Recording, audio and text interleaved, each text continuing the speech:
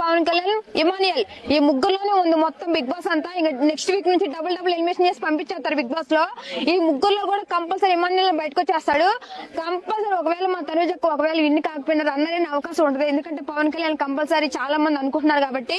First నుండి చూడండి రాబాయ్, మధ్యలో వచ్చిన కాదు 2 వీక్స్ నుండి ఆడుతున్నాడు పవన్ కళ్యాణ్. బస్ట్ ఇదే కెప్టెన్ కూడా అయ్యాడు హ్యాపీ.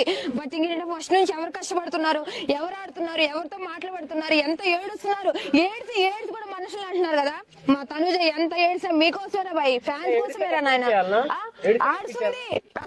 ఒక మనిషి మీద ఒకళ్ళు ఇద్దరు టార్గెట్ చేస్తారు బిగ్ బాస్ లో, ఉన్న మొత్తం టార్గెట్ చేస్తారు. ఒక ఆడపిల్లన్న చిన్న పిల్లలాగా ఆడుతుందన్న బిగ్ బాస్ లో, మరి ఎంత ఘనంగా చేసిన టార్గెట్ కాదు కన్నా. ఓకేనా చెప్తున్నాక తాట తీసిపడే అంతే బిగ్ బాస్. ఇంకా 2 వీక్స్ ఉంది కదా, నువ్వు తాట తీసే అంతే అని చెప్తున్నా. టికెట్ ఫినాల్ కోసం ఖచ్చితంగా గేమ్ ఆడాల్సి వస్తుంది.